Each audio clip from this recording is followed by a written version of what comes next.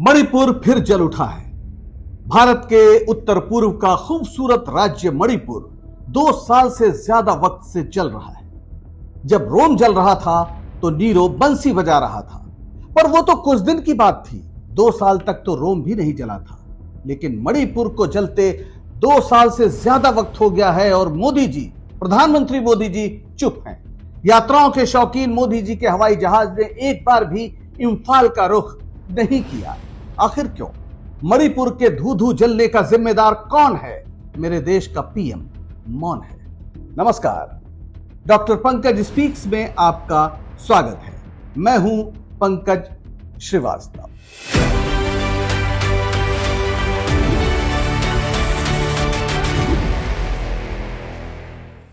मणिपुर के कई घाटी जिलों में रविवार 8 जून को फिर से हिंसा की लपटें तेज हो गई। तमाम जगहों पर तनाव की स्थिति पैदा हो गई है। इस वजह से कई इलाकों में कर्फ्यू लगा दिया गया है और इंटरनेट सेवाएं बंद कर दी गई हैं। प्रदर्शनकारियों ने रविवार को सड़कों के बीचों बीच टायर और पुराने फर्नीचर जलाए, हवाई अड्डे के प्रवेश द्वार को घेरा और नेताओं की रिहाई की मांग करते हुए सुरक्षा बलों के साथ झड़प। उनमें से कुछ ने इम्फाल में आत्मदाह का भी प्रयास किया। इसके वीडियो सोशल मीडिया पर वायरल है। विष्णुपुर जिले में पूर्ण कर्फ्यू लगा दिया गया है, जबकि इम्फाल ईस्ट, इम्फाल वेस्ट, थोबल और काचिंग में 5 या अधिक लोगों के एकत्रित होने पर प्रतिबंध लगाने के आदेश जारी कर दिए गए।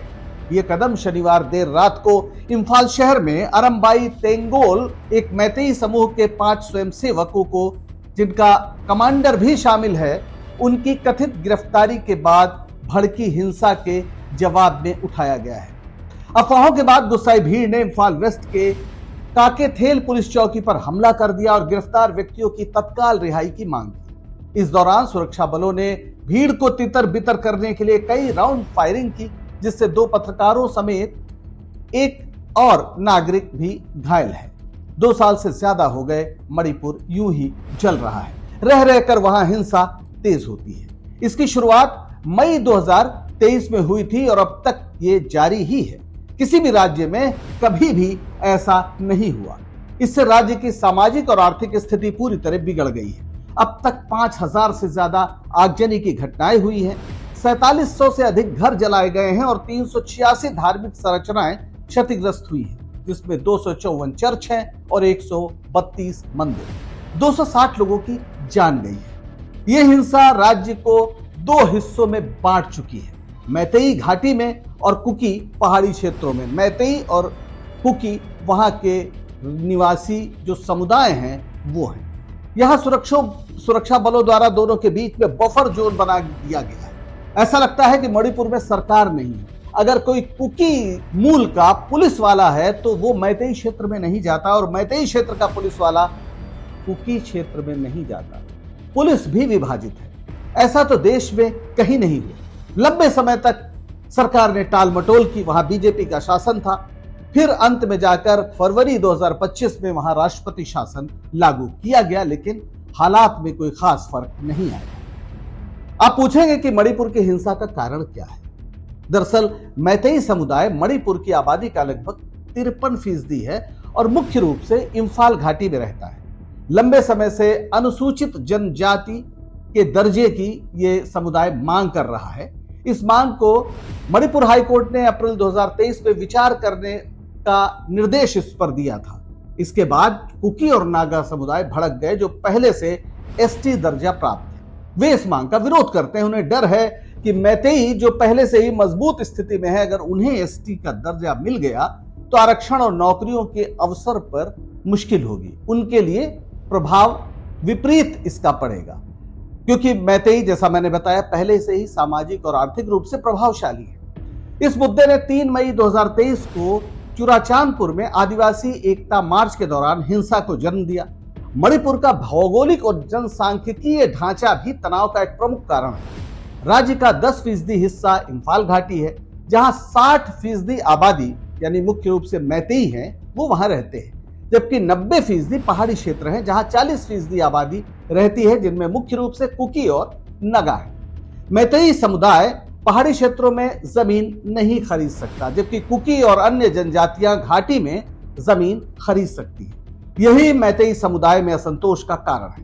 दूसरी ओर कुकी समुदाय को डर है कि मैतेई को अधिक अधिकार मिलने से उनके पहाड़ी क्षेत्रों पर अतिक्रमण बढ़ेगा।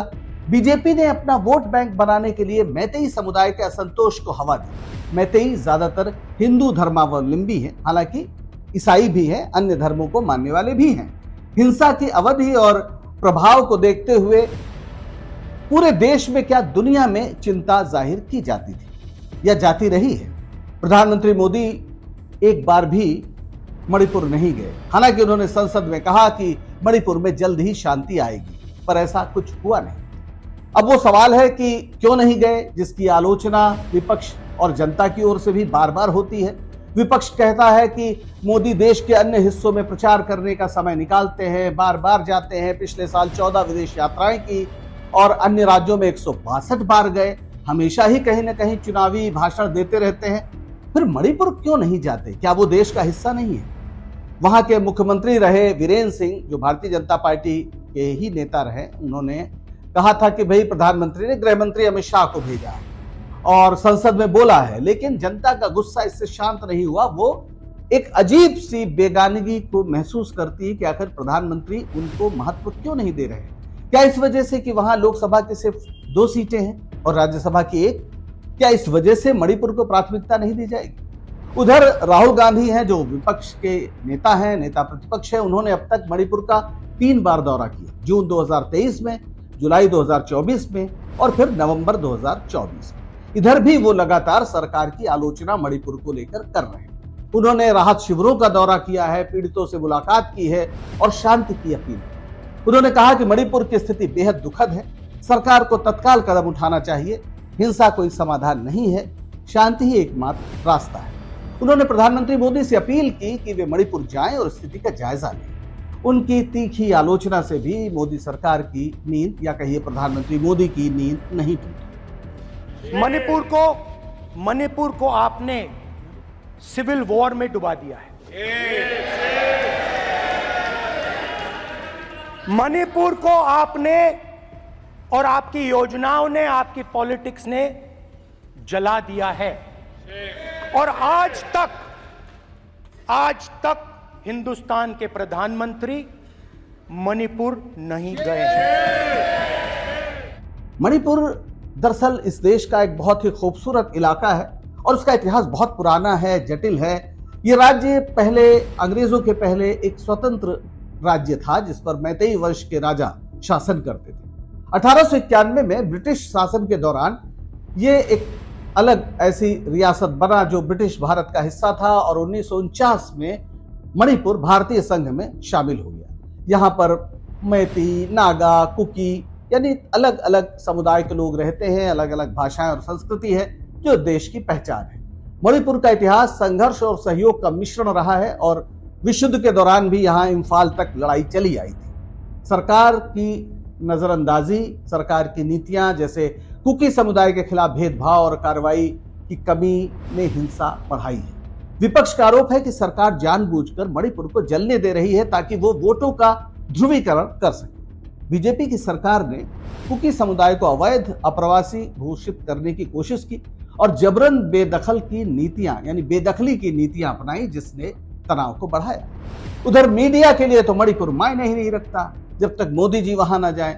मुख्यधारा के टीवी चैनलों ने इस मुद्दे को तभी उठाया जब कोई वायरल वीडियो सामने आया, खासतौर पर तब जब 2 महिलाओं की वहां नग्न यानी निर्वस्त्र करके परेड कराई गई थी। इससे पहले और बाद मीडिया आमतौर पर चुप्पी ही साधे रहा, क्योंकि वो बीजेपी की किसी भी योजना के आड़े नहीं आता है। ये भारत के मीडिया का नया संकल्प है कि वो सरकार के साथ किस हद तक जा सकता है।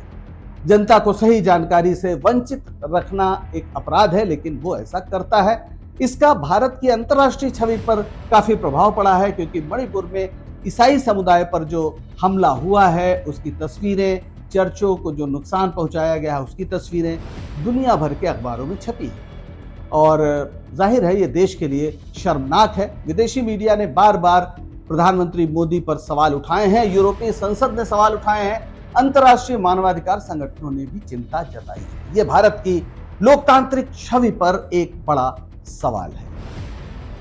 जिस तरह से मणिपुर जल रहा है और जिस तरह सरकार की बेजारी है, बेगानगी है, उसको देखते हुए सर्वेश्वर दयाल सक्सेना की एक कविता याद आ रही है। उसकी कुछ पंक्तियां हैं।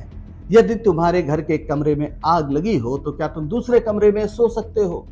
यदि तुम्हारी घर के एक कमरे में लाशें सड़ रही हो तो क्या तुम दूसरे कमरे में प्रार्थना कर सकते हो? फिलहाल तो लगता है कि मोदी जी और बीजेपी से अगर मुखातिब हो कविता तो इसका जवाब वो हाँ में देंगे। हालांकि सर्वेश्वर आगे कहते हैं कि अगर इसका जवाब हाँ में है तो मुझे तुमसे कुछ नहीं कहना। अभी आप तय करिए कि आपको मणिपुर के दर्द को लेकर इस सरकार से कुछ कहना है या नहीं।